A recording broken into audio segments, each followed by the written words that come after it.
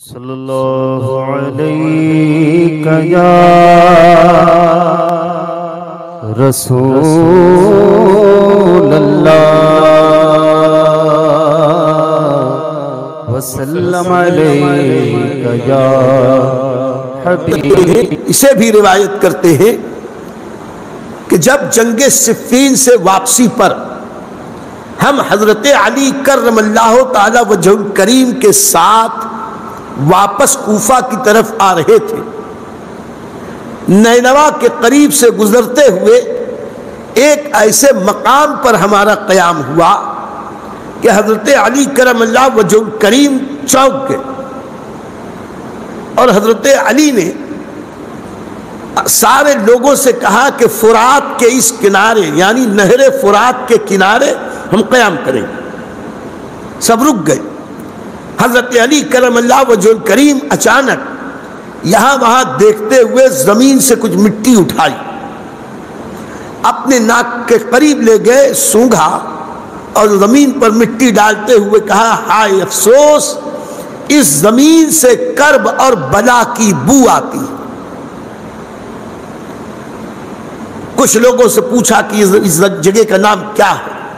کہا اسے میدان تف کہتے ہیں۔ یہ سنگریزوں والی زمین تھی، ریتیلی سنگریزوں والی سخت تپتی ہوئی زمین۔ حضرت علی مرتضیٰ کرم اللہ وجہ الکریم سجدے میں سر رکھ کے رونے لگے۔ اتنا روئے کہ حضرت علی مرتضیٰ کی ریش مبارک آنسوؤں سے تر ہو۔ لوگوں نے پوچھا، حضور خیریت تو ہے؟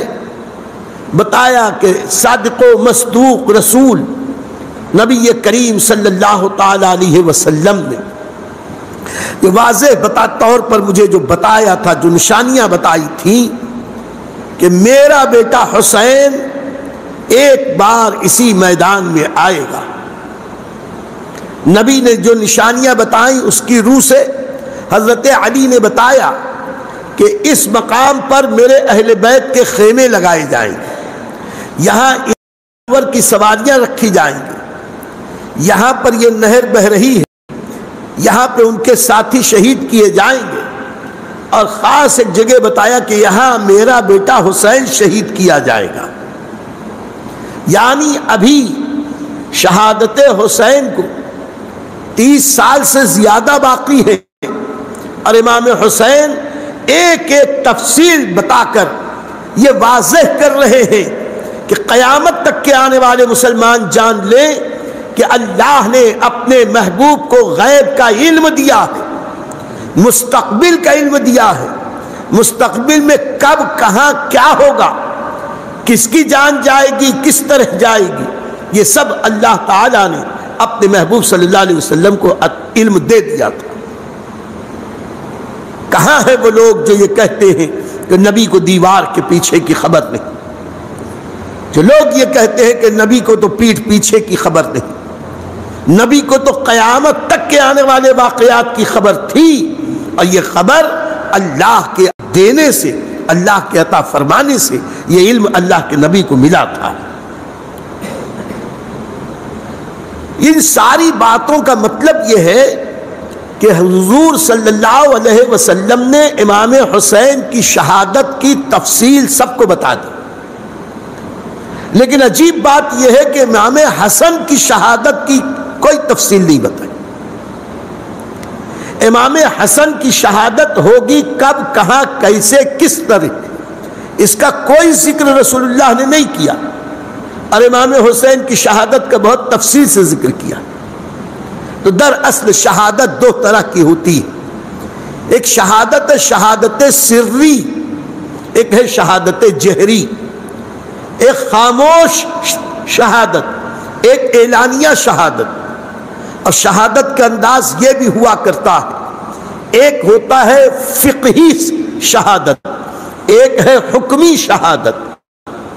فقہی شہادت وہ جو علی الاعلان بندے مومن دین کے برپا کرنے کے لیے، اسلام کے لیے اپنی جان قربان کر کے اپنے گلے پر اپنے بدن پر تیروں تلواروں کے وار سہ کر اپنی جان دے کر اللہ کی وحدانیت کی گواہی دے، اسلام کی صداقت کی گواہی دے، یہ شہید فقہی ہوتا ہے۔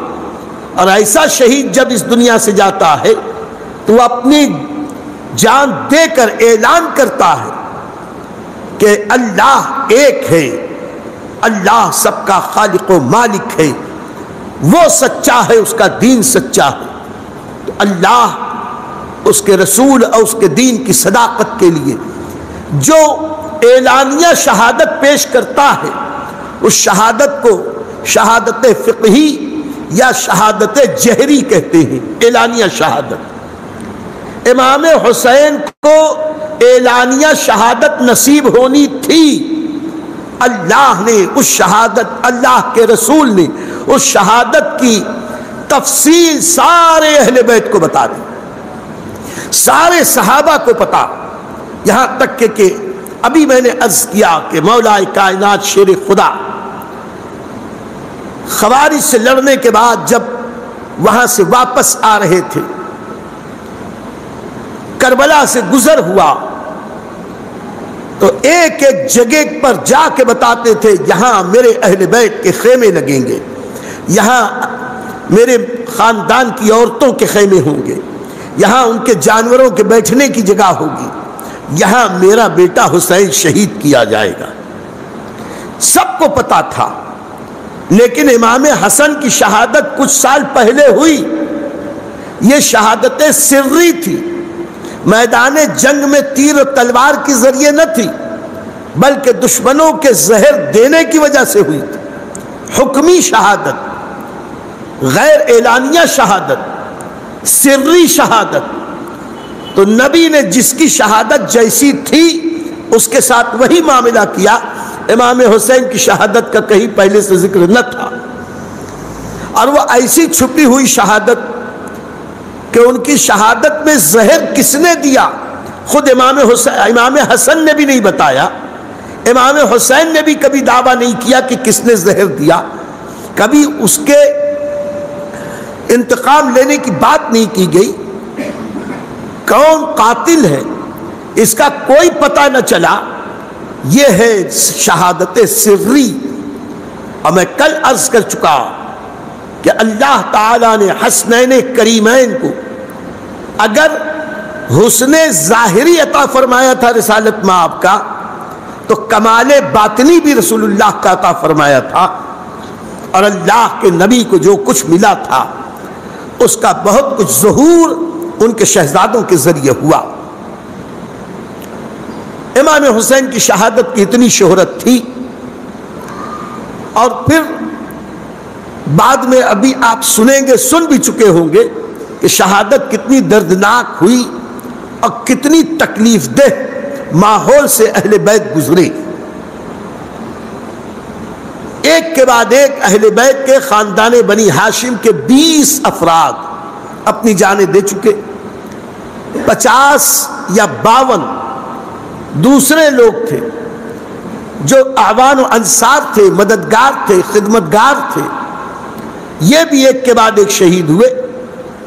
اس کے بعد ان شہید کرنے والے ظالموں نے اہل بیت اطہار کے بدن سے کپڑے اتار لیے، ان کے سروں کو دھڑ سے جدا کر دیا، کپڑے اتار کے ان کی لاشوں کو لائن سے بچھا دیا، ان کے اوپر گھوڑے دوڑا دیے۔ یہ سب دردناک واقعات تاریخ میں موجود ہیں۔ آج ایک تاریخ کا طالب علم پوچھتا ہے کہ اگر امام حسین کا مقام اتنا اونچا اور بلند کہ اب قیامت تک کوئی غوث ولی قطب ابدال امام حسین کے قدموں کی دھول کے برابر بھی نہیں ہو سکتا، تو امام حسین اپنے ساتھیوں کی مدد کر کے ان کی جان کیوں نہیں بچا لی؟ ضرور ہمیں اپنے کمنٹ سے نوازیں، مثبت باتیں ہمیں عطا کریں، اگر ہم کہیں غلطی کریں تو اس سے بھی آپ ہمیں آگاہ کریں، جو ہمیشہ میں آپ کو یاد دلاتا ہوں۔ اب بھی آپ توجہ فرمائیں، نوازش ہوگی آپ معمار ملت چینل کو سبسکرائب کریں اور لائک کریں۔ لائک کرنے سے ناظرین یہ ہوتا ہے کہ یوٹیوب چینل اس क्लिप को, इस वीडियो को दूसरे व्यूअर्स तक फॉरवर्ड करता है। तो लाइक करेंगे तो एक अच्छी बात हम दूसरे तक पहुंचाने का नेक काम करेंगे और हमारे मिल्लत चैनल को भी ग्रोथ गुजारिश है, सब्सक्राइब जरूर करें और लाइक भी जरूर करें और हो सके तो शेयर भी करें। अस्सलाम वालेकुम रहमतुल्लाहि व बरकातहू।